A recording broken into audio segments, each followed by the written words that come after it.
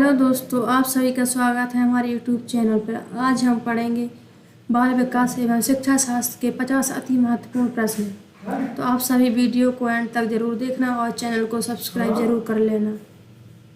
चलिए तो शुरू करते हैं। प्रश्न नंबर 1, पियाजे के अनुसार 7 से 11 वर्ष के बच्चे किस अवस्था में होते हैं? इसका आंसर है सी, ठोस संचालन अवस्था में होते हैं। अवस्था में बच्चा वस्तुओं पर तार्किक सोच विकसित करता है। प्रश्न नंबर 2, निकटवर्ती विकास क्षेत्र का सिद्धांत किसने दिया था? इसका आंसर है सी, वाइगोत्स्की ने दिया था। बच्चे को दूसरों की मदद से सीखने की क्षमता।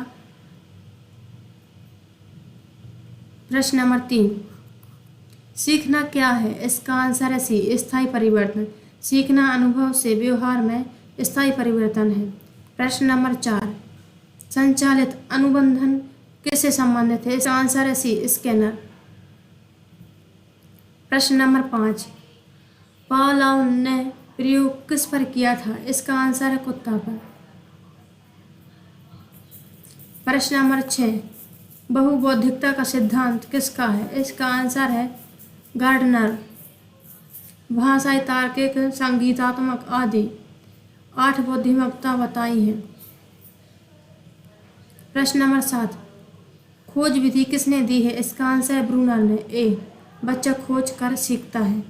प्रश्न नंबर 8, निगमन विधि से सीखना होता है। इसका आंसर है नियम से उदाहरण की ओर। बी, सामान्य से विशेष की ओर। प्रश्न नंबर 9, नैतिक विकास के चरण किसने बताए हैं? इसका आंसर है बी, कोहलबर्ग। प्रश्न नंबर 10, हायरार्की ऑफ नीड्स सिद्धांत किसका है? इसका आंसर है बी, मैस्लो। शारीरिक आवश्यकताओं से आत्म साक्षात्कार तक। प्रश्न नंबर 11, परीक्षण और त्रुटि सिद्धांत किसने दिया था? इसका आंसर है थॉर्नडाइक ने।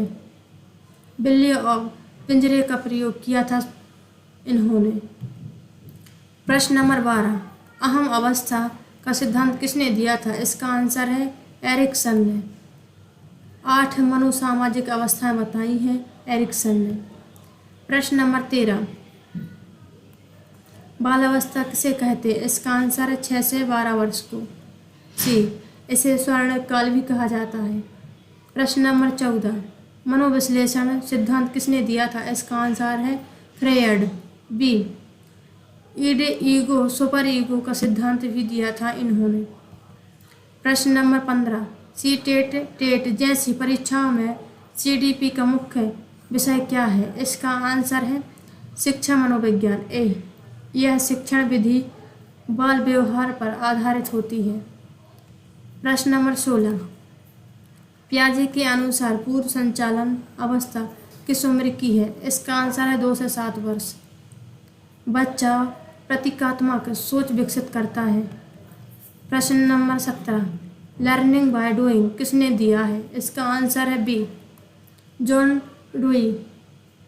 अनुभवनात्मक शिक्षा पर जोर दिया है इन्होंने। प्रश्न नंबर 18, रिवॉर्ड एंड पनिशमेंट का प्रयोग किसने किया है? इसका आंसर है ए, स्कैनर ने। सकारात्मक नकारात्मक प्रोत्साहन दिया है। प्रश्न नंबर 19,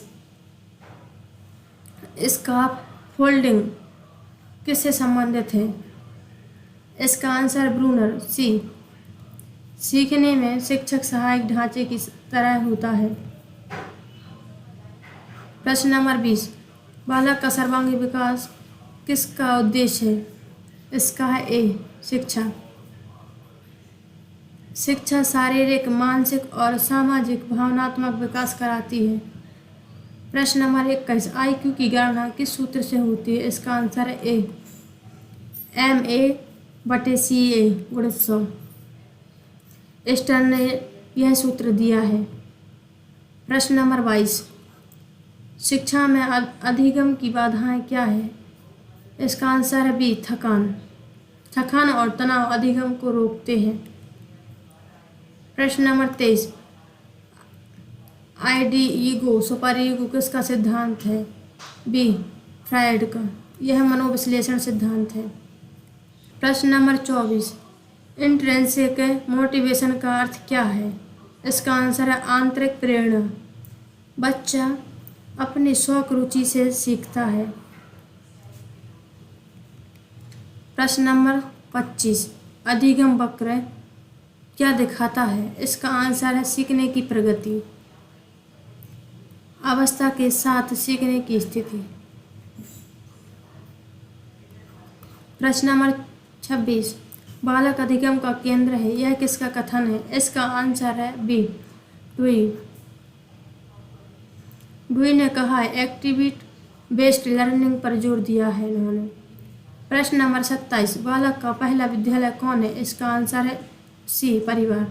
परिवार से ही बालक सामाजिककरण आरंभ करता है। प्रश्न नंबर 28, कैरिकुलम शब्द किस भाषा से आया है? इसका आंसर है बी, लैटिन भाषा से आया है। लैटिन भाषा से कैरिकुलम शब्द आया है और कैरिकुलम का अर्थ होता है दौड़ का मार्ग। प्रश्न नंबर 29, बच्चों में अनुकरण प्रवृत्ति कब अधिक होती है? इसका आंसर है बाल्यावस्था में। इस अवस्था में बच्चा दूसरों का व्यवहार जल्दी नकल करने लगता है। प्रश्न नंबर 30, बालक खेल खेल में सीखता है, यह किसका सिद्धांत है? फ्रेबल का। फ्रेबल को किंडरगार्टन का जनक भी कहा जाता है। प्रश्न नंबर 31, कॉन्सेप्ट मैपिंग का प्रयोग किसके लिए किया गया है? इसका आंसर है ज्ञान को व्यवस्थित करना। अवधारणाओं को आपस में जोड़कर समझाने की तकनीक को कॉन्सेप्ट मैपिंग कहा है। प्रश्न नंबर 32, इंसाइटफुल लर्निंग किसने दिया है? इसका आंसर है कोहलर ने। चिंपांजी पर प्रयोग कर आह लक्षण बताया है।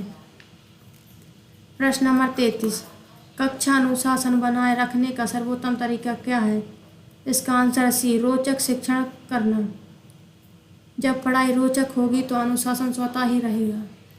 प्रश्न नंबर 34, नैतिक शिक्षा का मुख्य उद्देश्य क्या है? इसका आंसर है बी, समाज में आदर्श नागरिक बनाना। नैतिक शिक्षा बच्चों में मूल्य और आचरण विकसित करती है। प्रश्न नंबर 35, बाल अपराध की रोकथाम किससे संभव है? इसका आंसर बी, उचित शिक्षा और परामर्श से। सकारात्मक वातावरण और मार्गदर्शन जरूरी है। प्रश्न नंबर 36, कॉन्स्ट्रक्ट विश्व में शिक्षा दर्शन किसका है? इसका आंसर है ए, पियाजे। बच्चा स्वयं अनुभव से ज्ञान का निर्माण करता है। प्रश्न नंबर 37, किशोर अवस्था को किस नाम से भी जाना जाता है? इसका आंसर है ए, संघर्ष काल। 12 से 18 वर्ष की अवस्था में शारीरिक और मानसिक संघर्ष अधिक होता है, इसलिए इसे संघर्ष का काल कहा जाता है। प्रश्न नंबर 38, RTE एक्ट 2009 के अंतर्गत शिक्षा का अधिकार किस आयु वर्ग में को है? इसका आंसर है 6 से 14 वर्ष को। 6 से 14 वर्ष तक मुफ्त और अनिवार्य शिक्षा दी जाएगी। प्रश्न नंबर 39, शिक्षक दिवस कब मनाया जाता है? इसका आंसर है 5 सितंबर को, डॉक्टर सर्वपल्ली राधाकृष्णन के जन्मदिवस पर। प्रश्न नंबर 40, बाल दिवस कब मनाया जाता है? इसका आंसर है 14 नवंबर को, नेहरू जी के जन्मदिवस पर। प्रश्न नंबर 41, शिक्षा का सबसे प्रमुख उद्देश्य क्या है? इसका आंसर है बी, व्यक्तित्व का विकास करना। शिक्षा का मूल उद्देश्य है सर्वांगीण विकास करना। प्रश्न नंबर 42, चाइल्ड सेंटर्ड एजुकेशनल का समर्थक कौन था? इसका आंसर है जॉन डोई। ए, शिक्षा बच्चे की रुचि पर आधारित होनी चाहिए। प्रश्न नंबर 43, शैपिंग टेक्निक किससे संबंधित है? इसका आंसर ए, स्कैनर। छोटे छोटे चरणों में अधिगम को सुदृढ़ करना। प्रश्न नंबर 44, शिक्षण सहायक सामग्री का मुख्य उद्देश्य क्या है? इसका आंसर है सी, सीखना आसान और रोचक बनाना। प्रश्न नंबर 45, इंक्लूसिव एजुकेशन का अर्थ क्या है? इसका आंसर है सी, सभी बच्चों को समान अवसर देना। सामान्य और विशेष दोनों प्रकार के बच्चों को साथ पढ़ाना। प्रश्न नंबर 46, बूम टेस्टोनॉमी किससे संबंधित है? इसका आंसर है ए, शिक्षा के लक्ष्य से, ज्ञानात्मक, भावनात्मक और क्रियात्मक क्षेत्र से। प्रश्न नंबर 47, बालकों की व्यक्तिगत विभिन्नताएं किस कारण होती हैं? इसका आंसर ए, आनुवंशिकता और पर्यावरण दोनों मिलकर विकास को प्रभावित करते हैं। प्रश्न नंबर 48, शिक्षक की भूमिका क्या है? इसका आंसर है बी, मार्गदर्शक और सहयोगी। आधुनिक शिक्षा में शिक्षक की बहुत अधिक महत्वपूर्ण भूमिका है। Number 49, continuous and comparative evolution का मुख्य उद्देश्य क्या है? इसका आंसर सी, सतत और समग्र मूल्यांकन करना। हर पहलू ज्ञानात्मक, भावनात्मक और सामाजिक का मूल्यांकन करना। प्रश्न नंबर 50, सर्व शिक्षा अभियान कब शुरू किया गया था? इसका आंसर है सी, 2001 सभी बच्चों को प्राथमिक शिक्षा उपलब्ध कराने हेतु। तो दोस्तों, आप सभी को हमारा सेशन कैसा लगा? अगर अच्छा लगा हो तो चैनल को लाइक और कमेंट और सब्सक्राइब जरूर करना। मिलते हैं अगले वीडियो में, तब तक के लिए धन्यवाद।